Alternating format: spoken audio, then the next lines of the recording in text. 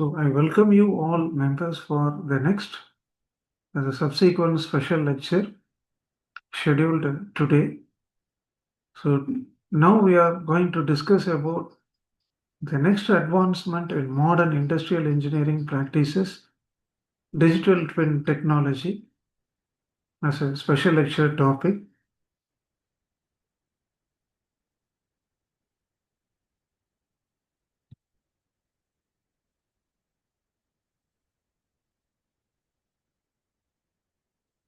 In the first preliminary session one, we saw about the various outline on the industrial engineering practices as an overall representation. Now we are going to narrow down the different the segments of modern industrial engineering practices. In that order, today we are going to take up the topic called digital twin technology. So, what are the main differences as compared to traditional simulation models? This and all we will discuss at the end of the final presentation. Now we will move on to the topic outline or the session objectives. So the main objective for today's topic of presentation is all about digital twin technology. It is considered to be one of the latest innovation in the computer science field.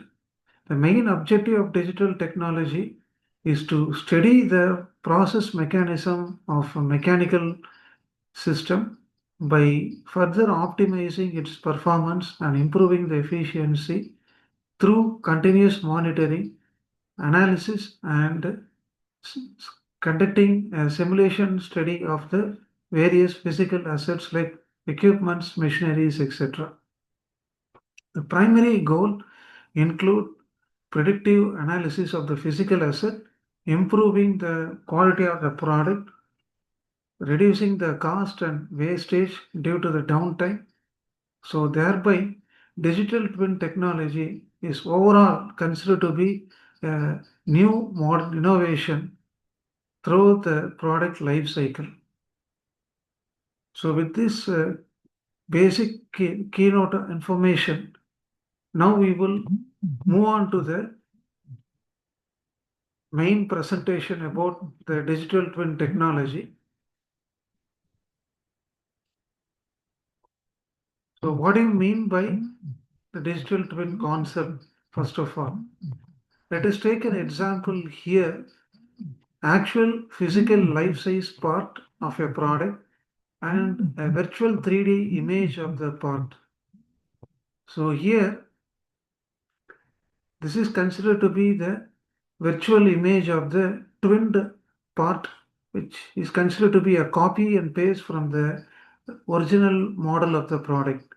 So digital twin technology, which creates a original real-time replica of a physical object or any system that can be continuously updated with the frequent changes from time to time with the help of various sensing IoT devices. So this connection interface allows the user to monitor the performance of the virtual model by running through simulations, and they can able to analyze the complex characteristics and behavior by without interacting with real physical object or an asset.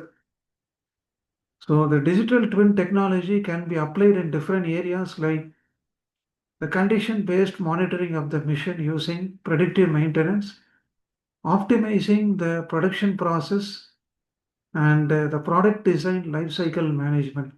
All the things can be applied to the real physical counterpart of the actual object. How it functions, the digital twin technology. So these are the different stages. The first one, we need to take a real world object which has encountered some failure or major damages present in the real world object. So we need to study the root cause for the failure and how we can able to improve the object through the digital twin technology. with the help of the sensors and IoT devices, so that can enable to collect the data from the original design of the object. So that will help us to study the performance, such as various inputs like temperature, energy output, or operational status of any complex mechanical system. Then finally, we have to develop a digital model through virtual platform. So that is the exact copy of the physical object. Then with the help of the digital thread, using data exchange platform, say two-way flow of data. So the digital twin will enable us to exchange the data in two-way mode.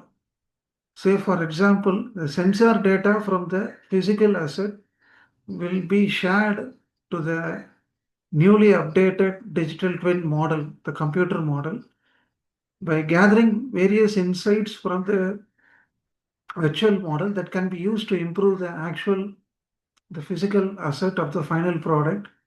So in this way, we can able to communicate by two-way flow of data. At last, we can go for simulation followed by analysis. Here, you can use AI and machine learning algorithms in order to predict the performance of the real-time model by applying what-if scenarios and predictive modeling techniques, which will make the real performance of the product more dynamic compared to the traditional simulation exercises. Now we will see what are the differences from the normal computer simulation in connection to the modern innovation technology, say digital twin technology. So difference between dynamic model and static model.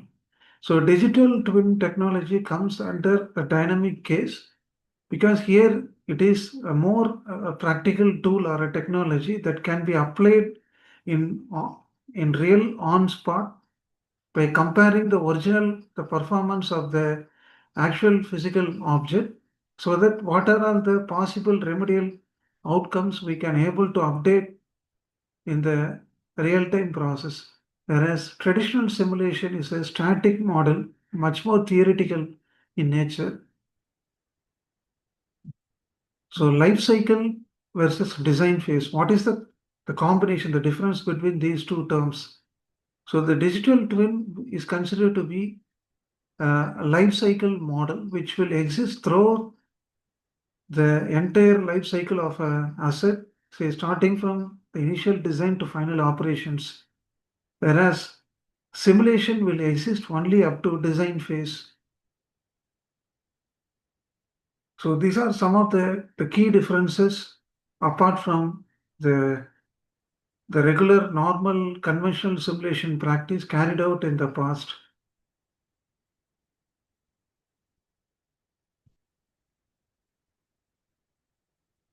Now let us go with the closing remarks of the short special lecture on digital twin.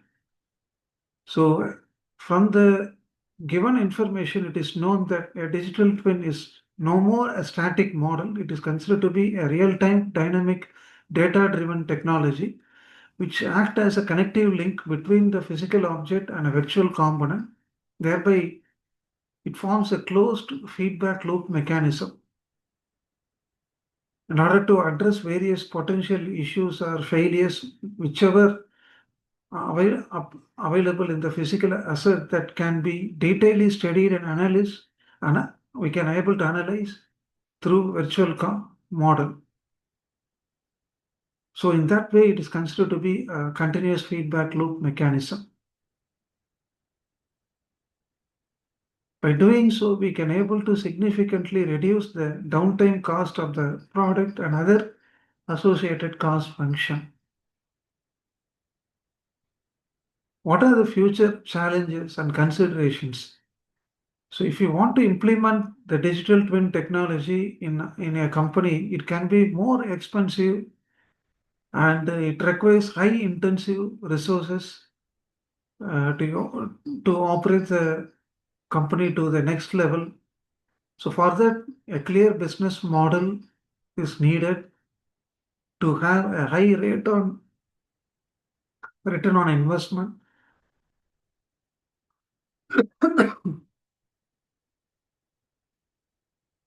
At the same time, external threats like the cyber threat security system, so those remedial control measures also must be carried out in order to protect the information against security breaches. So the successful implementation of these technology require mere commitment from the employee, and they have to adapt themselves flexibly by avoiding the inconvenience in learning the new technology.